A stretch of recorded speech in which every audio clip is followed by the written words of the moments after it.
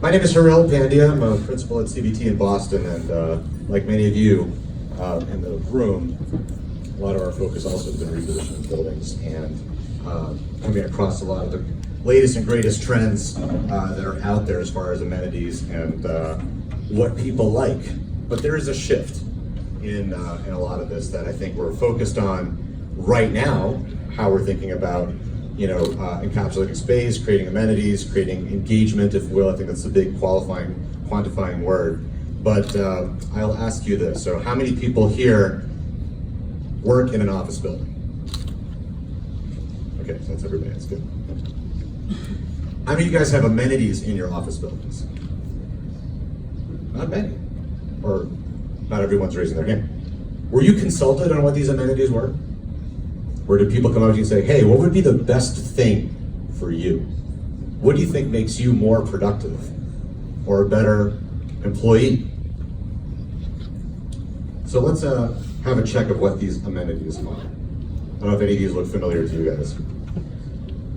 But this has been all the rage of amenities of late, and they've sparked obviously much more intensely these days because of our friends the millennials. I think the millennials have come in and created a giant infusion of amenity space because, like everyone was saying earlier, it's about attracting talent or retaining talent.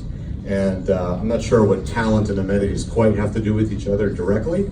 However, it's a factor, it's a attractor, it makes the building a lot more lucrative.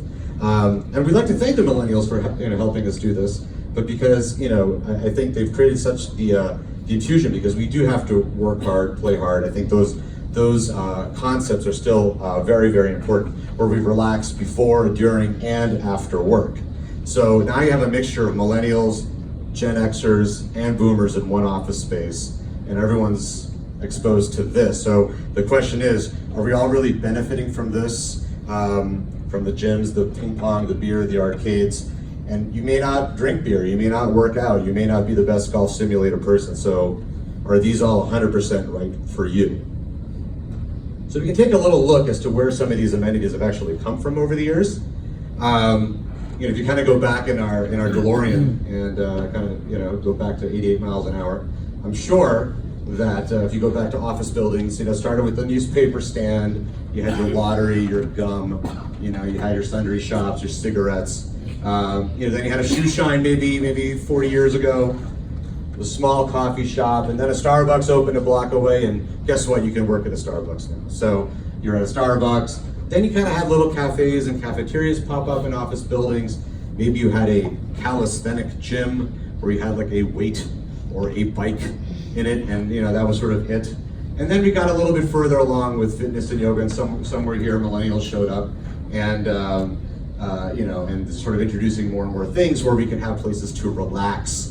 We have couches and beer, and now we're in fun. We have cornhole and shuffleboard and whatnot. And we're a little bit now onto wellness, right? So now wellness has become a little bit more of a catchy thing to have sleep rooms, or we talk about air quality index or biophilic design with plants and whatnot. But I think it's becoming apparent that this is sort of the trend, but is this it? What is the future essentially of these types of amenities? There's nothing wrong with a sense of collaboration and having these things, but the question is, what are they really doing for us at the end of the day? So as I said earlier, we're on to wellness and well-being, and we have to not only understand, I think wellness in one way is saying that we like ergonomics, we like our privacy, we like our air quality, but when we get into well-being, that's a slightly different category. Well-being is a little bit more about your sense of self-esteem, self-actualization. So we need to get a little bit beyond that, because after the millennials, you are going to have a whole influx of Generation Z and then Generation Alpha. Generation Alpha, believe it or not, are the children of millennials. So millennials have already pushed on, or starting to push on into the workforce. And although we've created all these amenities for them, we're not thinking about necessarily what Gen Z is offering. Now, Gen Z, being the younger kids, they're not 100% into the gyms and all these other things. They care about how they're working a little bit more. It's not necessarily where they're working, but how they're working. They're mission driven. They care about saving money, and they may have 10, 20 employers in the course of their career, because they're more interested about the mission and what's important to them and what creates a sense of self-esteem about where they work. So right now, if you can believe it, 87% of the employee base are either not engaged or they're actively disengaged. So actively disengaged means you're on your phone, you're in your headphones or whatever. Or if you're not engaged, it means you're on a bunch of remote calls, you're not actually talking to human beings and interacting with them. So there's a wide variety and everything in between. But if you can imagine, almost all the workforce works this way. So the amenities that we're providing for them, are they really making them better folks? And as we see the future generations that are coming, the big hot buttons, if you ask, especially if you ask kids in school, if you have younger kids, it's all about social equality. It's about the environment. That's what they really care about, and a sense of community. And any piece of technology that can help enable that, that's what they're going to be looking for. And we have to sort of future-proof the buildings a little bit for that now. And it's not that community and collaboration are necessarily dead, like I said. I think you'll still see that. I don't think just because we swung from closed office to open office all of a sudden that the pendulum's gone in such a far direction that everyone's like, well, I have to have my headphones on just so I can sit next to this other person.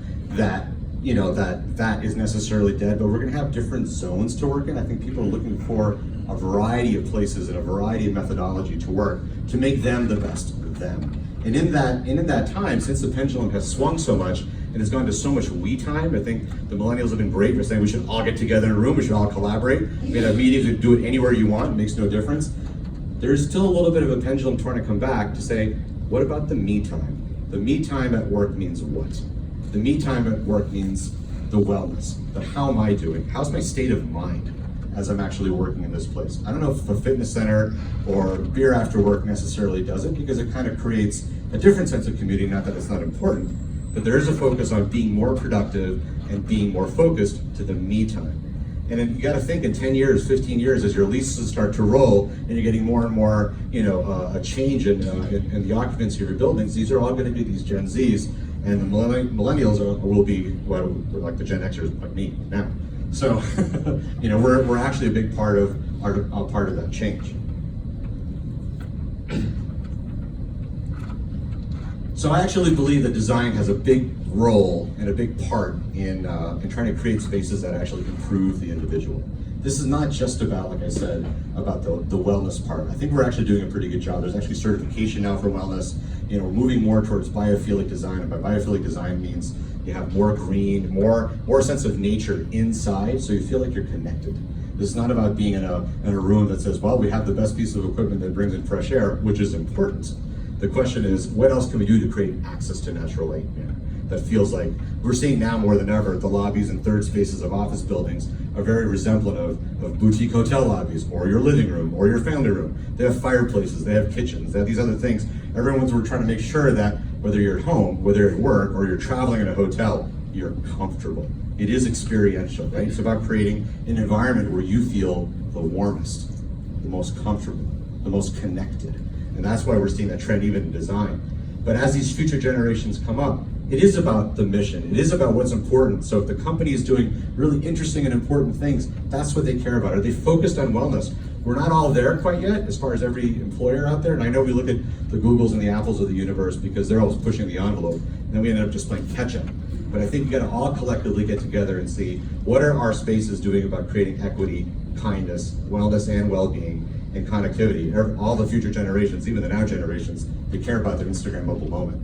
That Instagram mobile moment is all about where their lives are now and how they can portray to the world so they feel happy, they feel connected. And that's what it's really starting to be about. It's really about people and humanity. So in the end of the day, I think what matters most is that things are always going to change. These generational influxes will keep moving all the time. But the success for building owners and leadership is understanding what's important. I think that's the most critical part, is saying like, okay, now that we've got the pool tables and the beer available, what else can we do that's more important? And then creating value in that real estate is upholding and prioritizing it. So we're focused on what people find important and not just checking boxes to be competitive to the next market. So I think we're going to see a lot more change as far as the commercial real estate industry goes, And as designers, we're definitely on top of looking at these trends and understanding it. And I think a lot of folks are doing a really good job, having those amenities incorporated into their buildings. But as on our end, we're always looking to see what's next, what's in the future, and that's what we're thinking about at CBT. Thanks.